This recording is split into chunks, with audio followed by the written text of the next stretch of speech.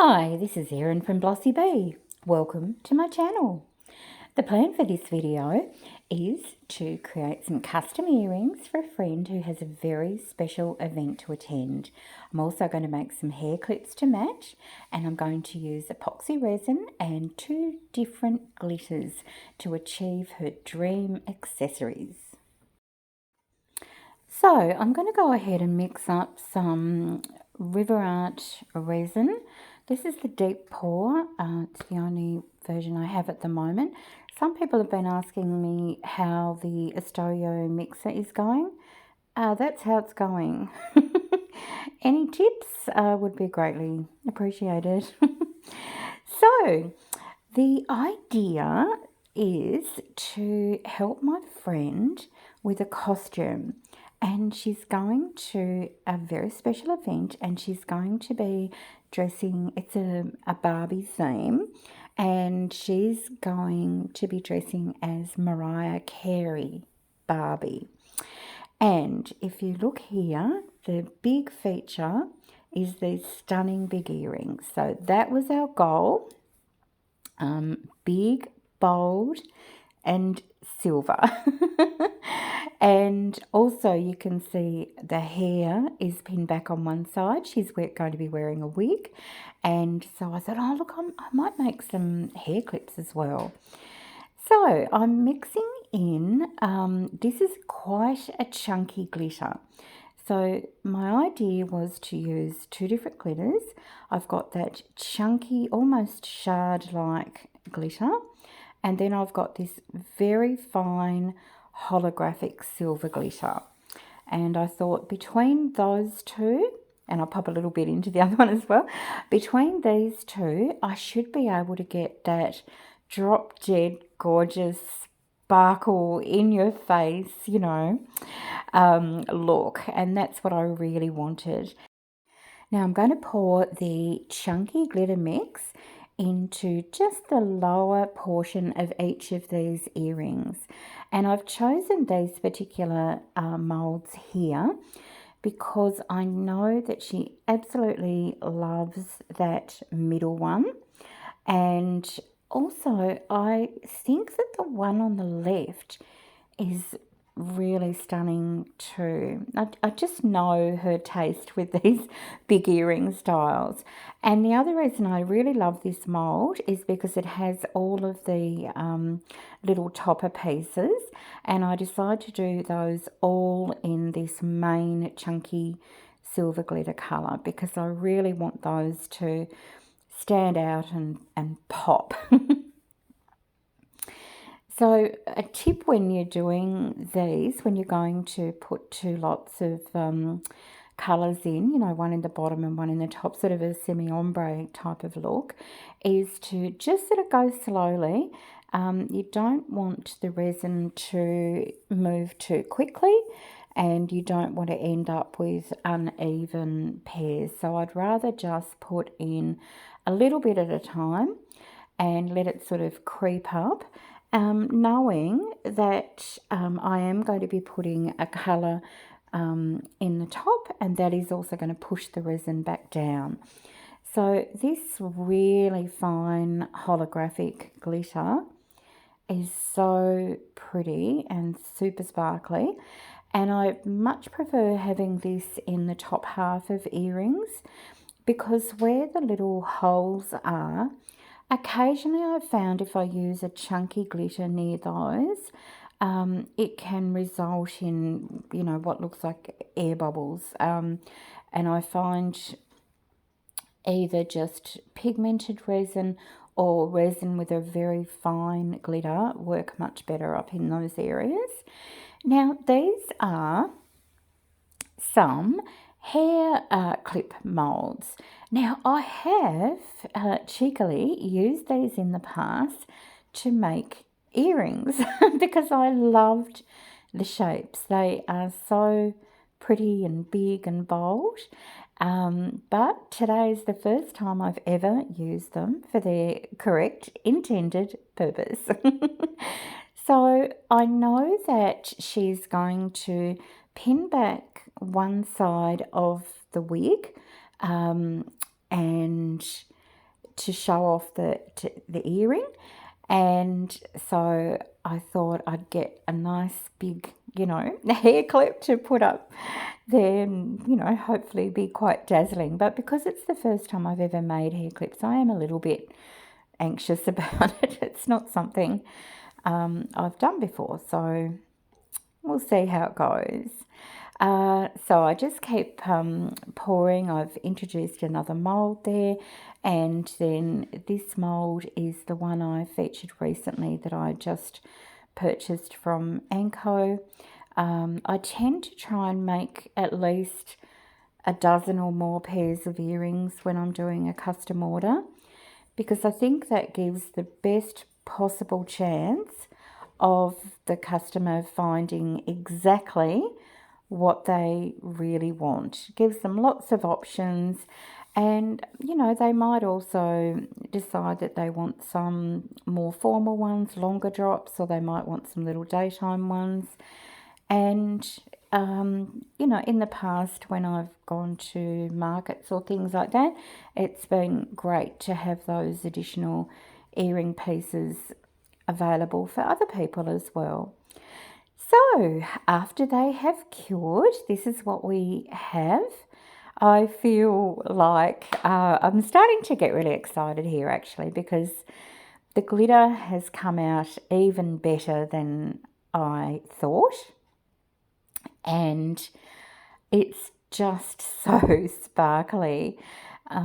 Those chunky glitter pieces, I mentioned that this glitter is almost like shards, almost like glitter glass, and they absolutely reflect the light, and the light just dances off them. They're very, very pretty. At this stage, I was wishing I'd actually poured pairs of these ones, because they would have looked so gorgeous as earrings as well.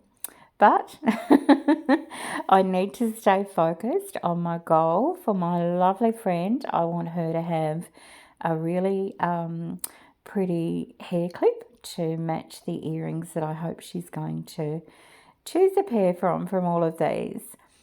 So, another little tip with resin, if you are a beginner to resin, weirdly, the thinner your pieces, the slower they are to cure.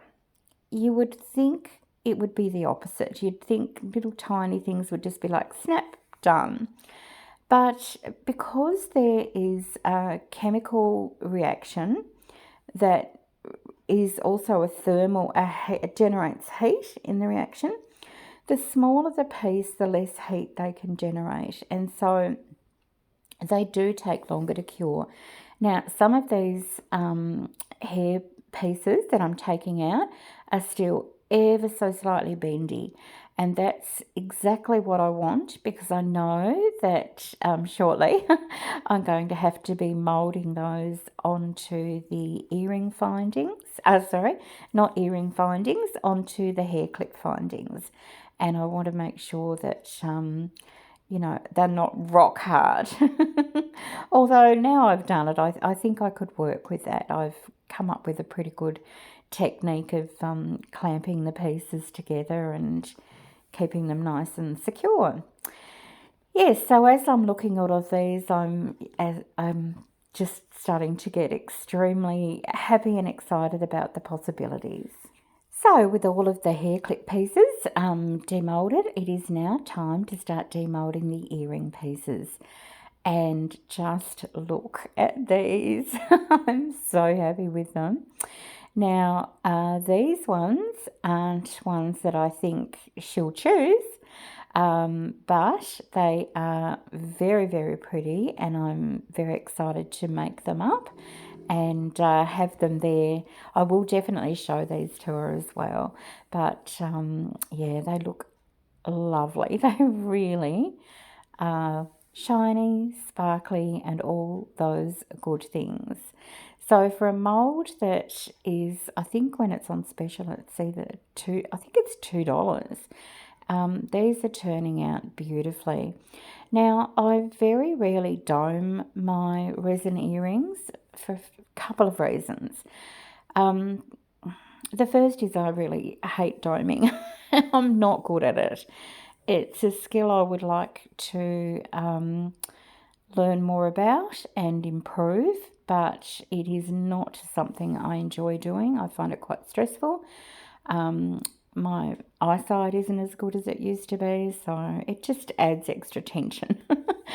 The second is that when I'm making earrings, they often have the holes preformed with the mould, the posts are there, and that is an absolute pain to dome them.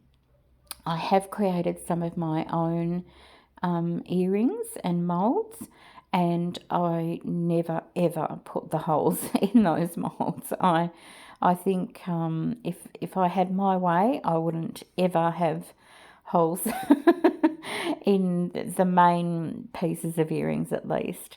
Having said that, these little ones I'm demoulding right now with the 2 sets of holes are extremely handy when it comes to putting them together.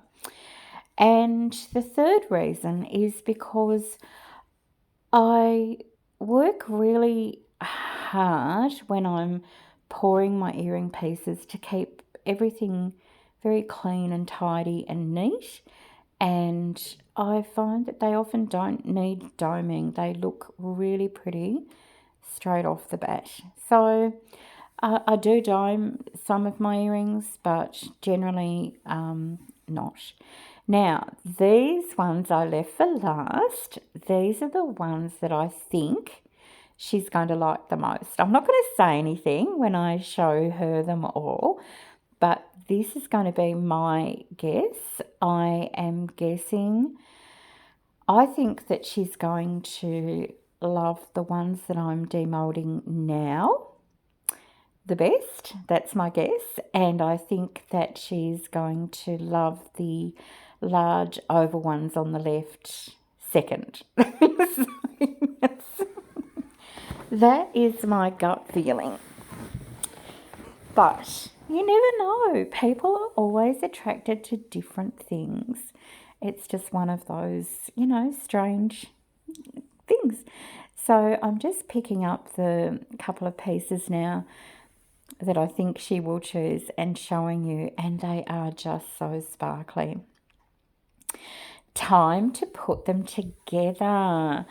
So I've shown in previous videos how I go about deciding what findings to use and using the correct items. So the first thing is to choose the correct diameter. And so jump rings come in a whole range, and I have I think I've got as small as 3 millimeters right through to 12 or 14 millimeters in diameter. And then in each of those diameters, you have different gauges. So the gauge is the thickness of the wire that makes up that jump ring. So you can have, say for example, you can have a 10 millimeter diameter jump ring. So that's about a centimetre across. But you could have that with like a 0.7 gauge. Or you could get a really chunky one, which is like a 1.2 gauge. So you just have to be really thoughtful and careful about what you're choosing. You also need to consider how heavy the pieces are that you're attaching to your findings. Now, I really prefer very lightweight resin earrings because I want them to be comfortable to wear. I want the women who choose my pieces to feel they can wear them all day and they're not going to irritate them or anything. And I also prefer them to be quite delicate in many ways. Even when I'm making bigger statement earrings like this, I still want them to be feminine and, just flowing loosely and freely and, really pretty. So the other thing that I do is that I choose findings that are big enough to connect the bottom piece that also allow a little bit of a swing in them. Now, I don't always do this, but I definitely always add those additional findings when I've got someone who I know is going to want to have that really dangly, swinging sort of sensation where they're going to catch the light. I try really hard to think about where the women who wear my earrings are going to be, and they're going to have their hair up, their hair down, things like that. And so I really want these ones for my friend to have a lot of movement, particularly since I've used that chunky glitter, which is like the shards, because every time they move they will catch the light. So I'm only going to make up two on video to show you, and this is how I'm going to go ahead and present them to her. So I've just got these little acrylic display racks. They're actually just from Kmart, and so I hang them up on those. They just look really pretty. So I'm going to just show you one of the hair clips that I did. Now, this hair clip is too long, so where I'm just pointing there, those two end pieces hung over the edges of the resin pieces that I'd made. So I snipped them off and filed them, and then they were much better. If these were obsessed with earrings, if these were hair clips that were going to be worn every day, I wouldn't have done this. I wouldn't have offered them to her. The thing is that this is just for one night for a special event, and it's in a wig, and so I felt happy that, the edges that I'd cut off weren't going to be an issue or anything. But I am going to go ahead and order some smaller hair clip findings. So it's a learning curve for me. So I was able to bend the piece, the resin piece, slightly so it fit to the curve of the hair clip finding. And now I'm using E6000 glue, and I'm applying that all along the top part of the clip, and the idea is that that's going to form a very strong bond between the metal and the resin piece. And then you'll also see me, because this is all curved and I don't want the pieces to pull away from each other, I'm going to use some little bulldog clips, and I'm going to attach these either end just to put some tension on it and act like a clamp during the curing process. And honestly, this was an amazing technique. No problems with it at all. When I went to, there's no demolding with this. It's just, a little while later you pick them up, take the bulldog clips off, and they're ready to go. So I was really happy with how these came out. And so you'll see I'm just going to go ahead and put the clip on each end. And for the other two, I also practiced putting the clip on the side because they just had enough space to clamp onto the metal in the middles as well. So I'll just sit that down to allow that glue to cure and gain its full strength. So after I've done that, I finished off all the other pieces, and this is how I set them up to take them over to her so that she could choose, and they just look so pretty. Now, I added some charms to some of the smaller pieces. I didn't make everything up in the end, and I ended up making 3 hair clips, a chunky glitter, a chunky thinner glitter, and that small holographic glitter. So stay tuned to the end and find out which ones she chose. And I'll also show you some photos of her wearing the earrings she chose, and also her daughter modelling the wig and a hair clip. So thank you so much for watching. I appreciate it very much. And yeah, I look forward to seeing you in the next video. Bye for now.